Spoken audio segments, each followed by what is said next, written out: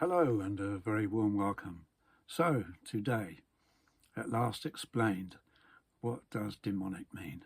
From James 3:15 and 1 Timothy 4:1. In the preface to my translation, Keys of the Kingdom Holy Bible, I describe my translating targets of accuracy, clarity, and literariness. Accuracy, so everything is correctly represented. That's not so easy as it sounds.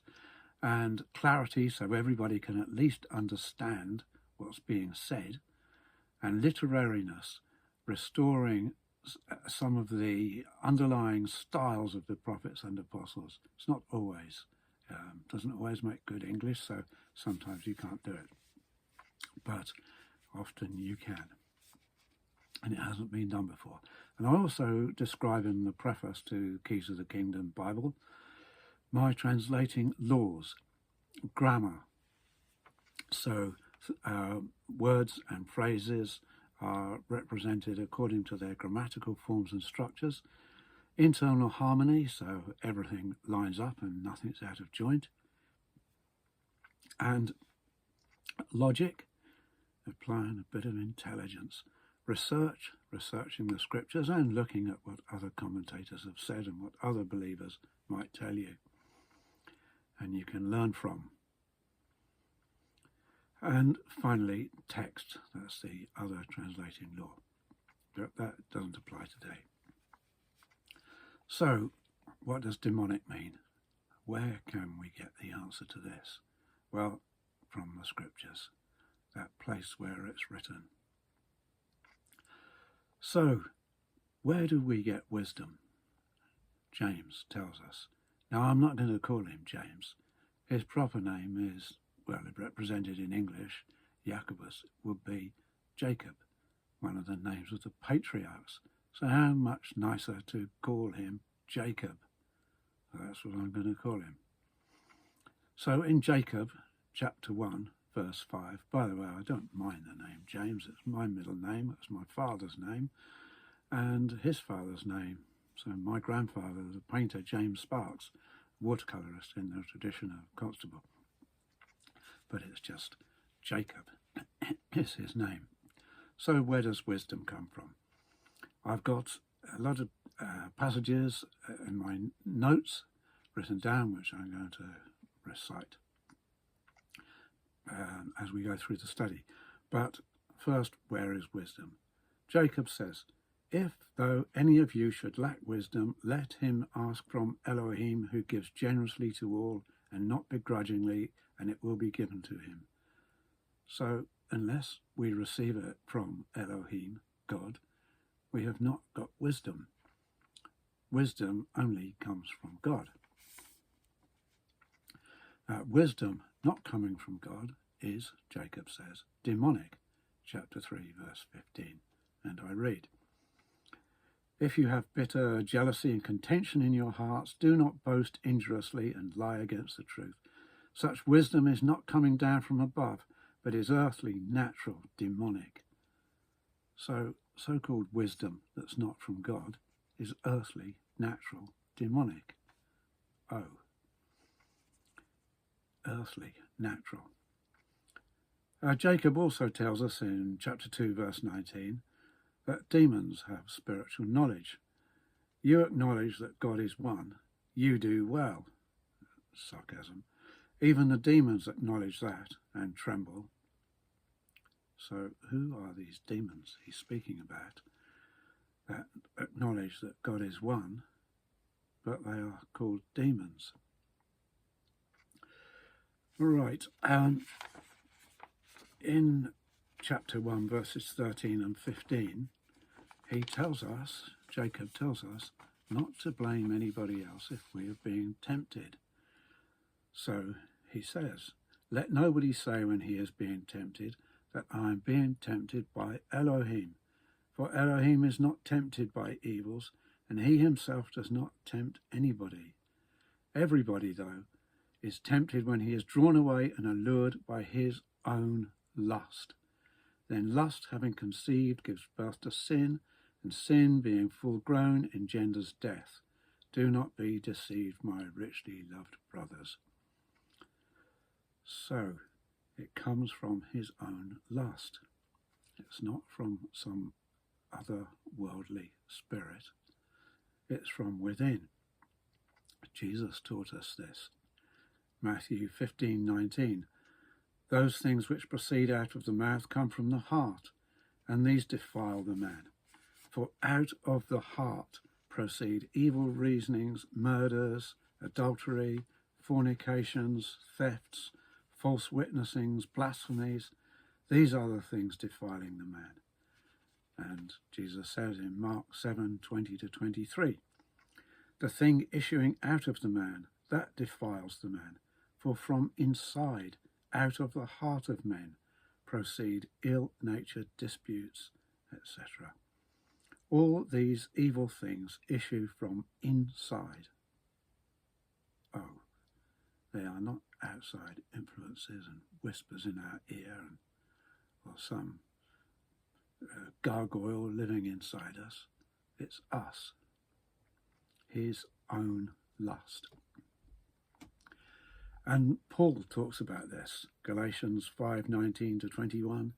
The acts of the flesh are shown openly, which are such things as adultery, immorality, uncleanness, licentiousness, idolatry, sorcery, hatred, discord, jealousies, outbursts of boiling anger, selfish ambitions, divisions, heresies, envyings, murders, drunkenness, orgies, and things like these, of which I tell you beforehand, as I have said previously as well, that those who practice such things will not inherit the kingdom of God.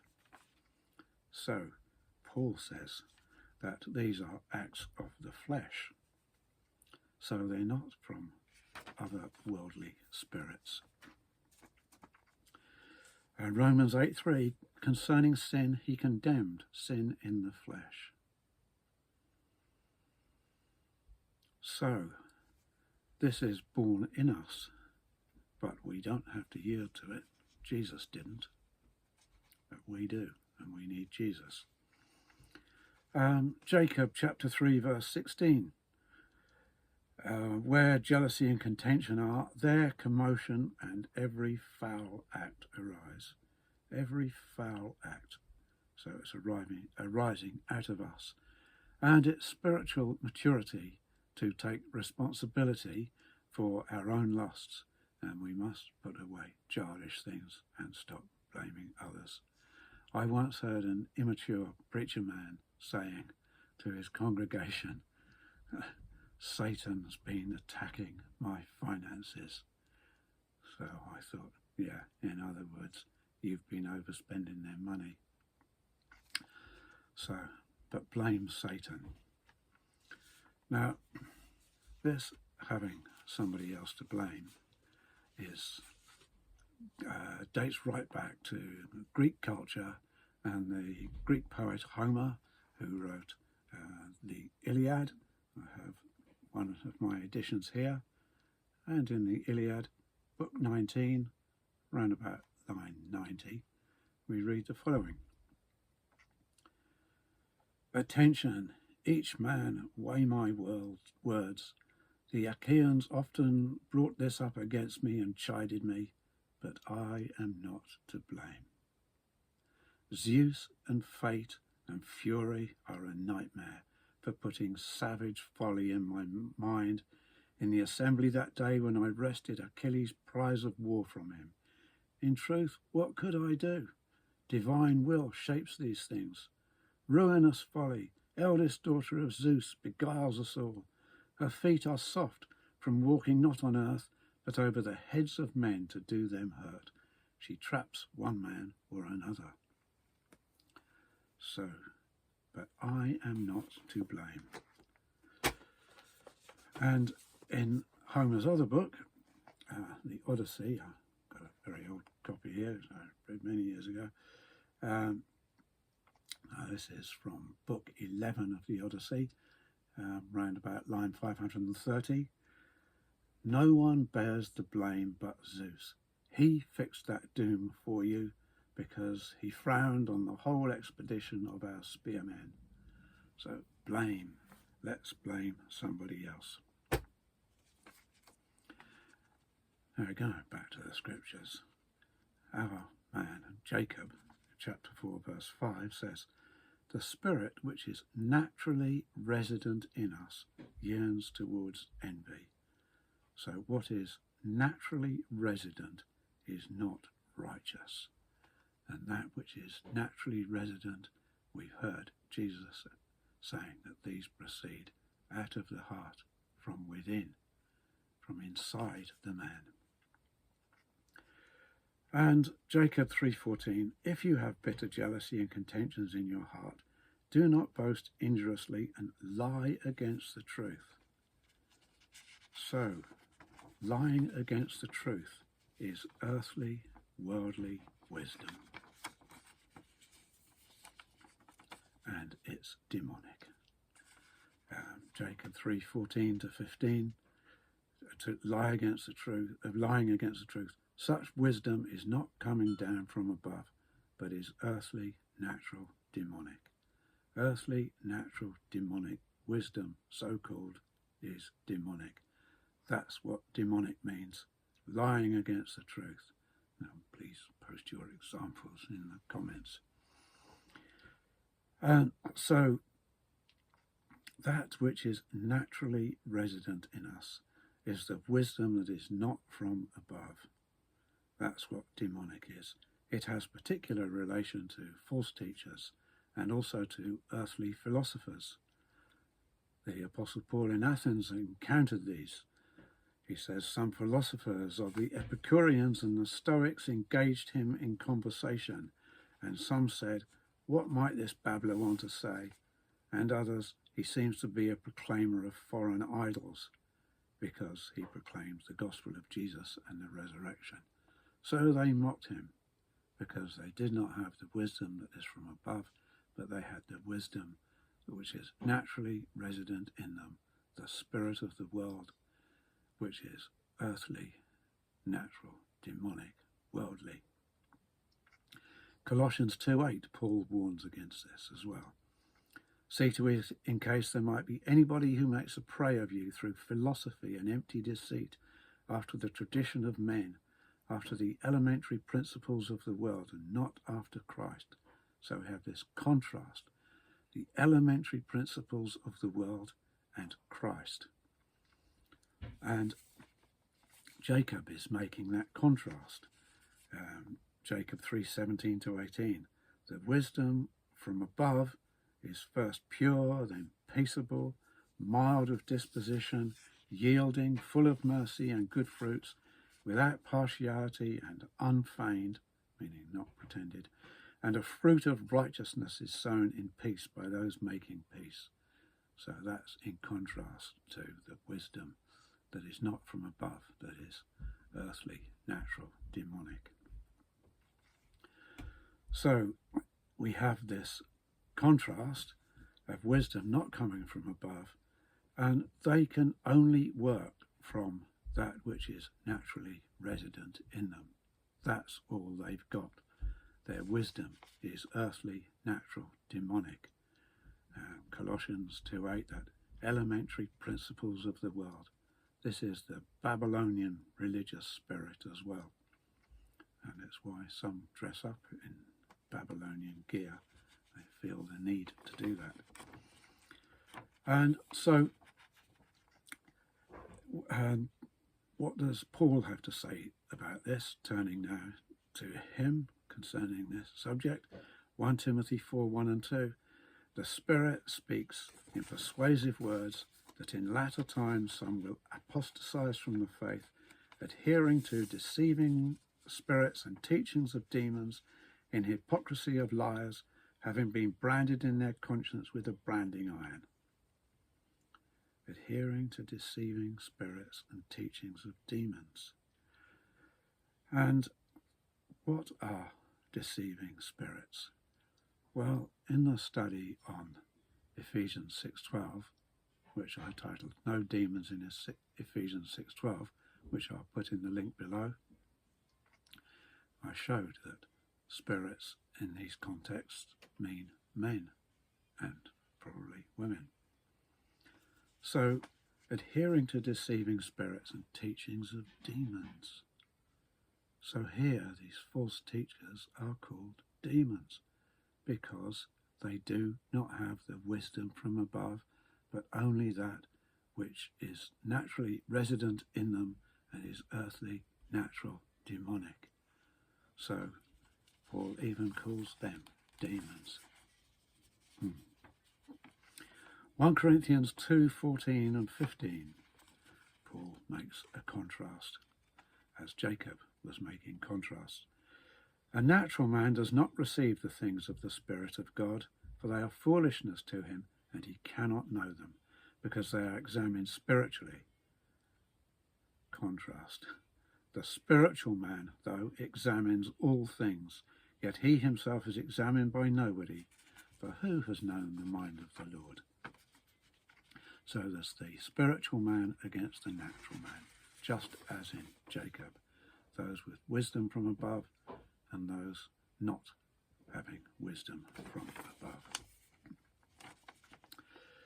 And going back to Ephesians 6:12 from Paul, as I say, I'll put the link to that in the description box. Paul says, the combat for us is not against blood and flesh. In other words, we're not involved in military warfare. And so he gives the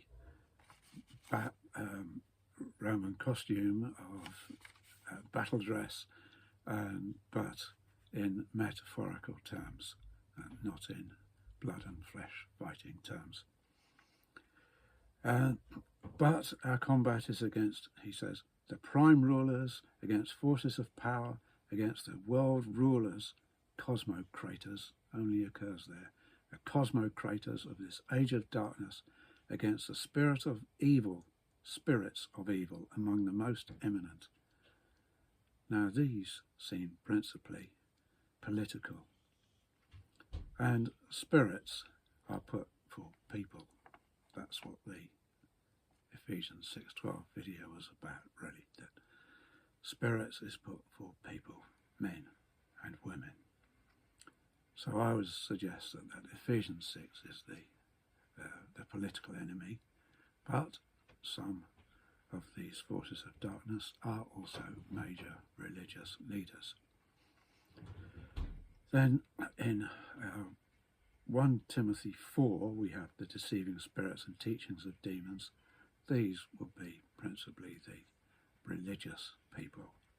And so spirits is put for people, deceiving people and teachings of demons. So it's a parallelism. Deceiving people, teachings of demons. They mean the same thing. The demons and spirits. So Paul is calling them demons. Now, that is what Jacob and Paul have to say about these people. They call them demonic and demons. Now, there is another type of demon, those which Jesus was driving out of people with psychotic disorders and bodily dysfunctions and sicknesses and unrighteous captivities and bondages. He was delivering people from these.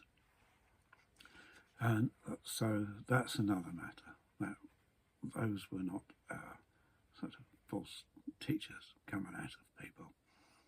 But we might have a look at that another time.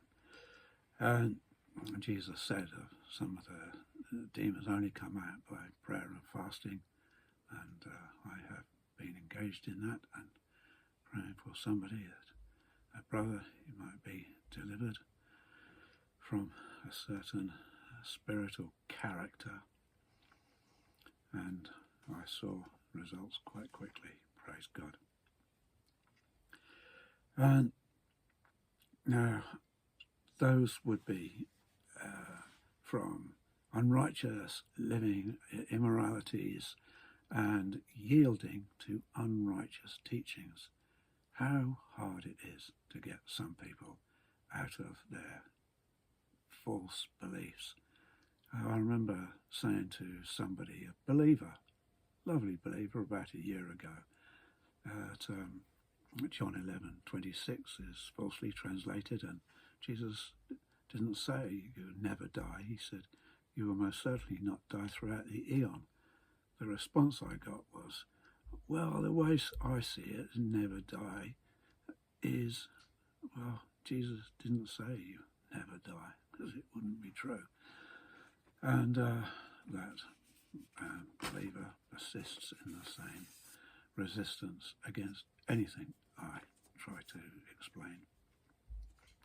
And it's not as though this person has not heard years of it from me. But a believer, but got some spirit of resistance. Anyway, these spirits and demons, the evil spirits, these are people, men and women. They are not ugly gargoyle things from the artistic imaginations of the traditions of men. They are not ugly gargoyle things standing in pulpits and on platforms and writing books and getting fame and getting on mainstream media. These are not these gargoyle things that do that, are they? These are flesh and blood human beings like you and myself. This is what they are. And if anybody might want to persist in saying that these evil spirits and evil people and teachings of demons, that these are gargoyle things, whispering temptations, and deceiving the Christian world, well, please send photographs. We'd love to see them. But actually, you could send the photographs, because they are not those otherworldly gargoyle things of the traditions of men. That is the Babylonian spirit, the elementary principles of the world, a natural religion, the religion of the flesh.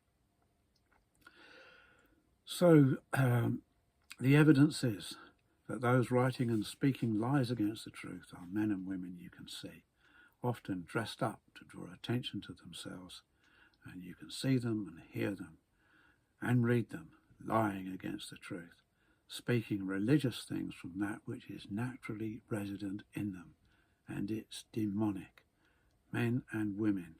So you can send photographs. So let's call them who they are. Those of Ephesians 6:12 as evil spirits, forces of darkness, cosmocrators of this age of darkness, evil spirits, evil people. These are the world rulers, politicians, bankers, big-time investors with evil foundations, so-called charities, and to disrupt and destroy and promote woke agenda. And sorcerers, the Greek for sorcery is pharmakia, so those producing drugs, pharmaceutical drugs, which create addictions, dependency, plagues, and genocides. It's one of the highest causes of death. And they're trying to build a new world order, a new Babel. They even call it a new world order. And the EU building in Brussels is shaped like the painter Bruegel's depiction of the crumbling Tower of Babel. So perhaps half finished and half in ruins, I once described it as in a poem. But the EU building is modelled after that. Are they not trying to tell us something hidden in plain sight? So if we take the real scriptural point about who these people are, we can call them evil spirits or evil people, and we can call the false teachers demons and deceiving spirits. And in 1 John, John talks about testing the spirits, testing the people, not testing other worldly, mystical, gargoyle things. How can you test them? You can only test what's in front of you. So that is what demonic means, and that's who the demons are, apart from those Jesus drove out. That's a different type of demon. And if we are seduced by earthly thinking, worldly thinking of the religion of the flesh, that these deceiving spirits and teachings of demons are ugly gargoyle things of another world, whispering temptations and causing disruption in churches, well, then we are letting them off the hook. We're letting off the hook the real culprits. And we should not be letting them off the hook. What would Ezekiel say about them?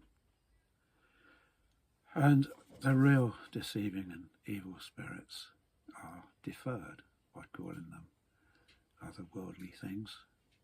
No, we must call them who they are. Now, this is strong stuff, but by their fruits you will know them, Jesus said. And sometimes it's not easy because there's a mixture in some people. They say some good things, but then you find out something else. Oh, right. So it's time to call them out for what they really are. Thank you for listening.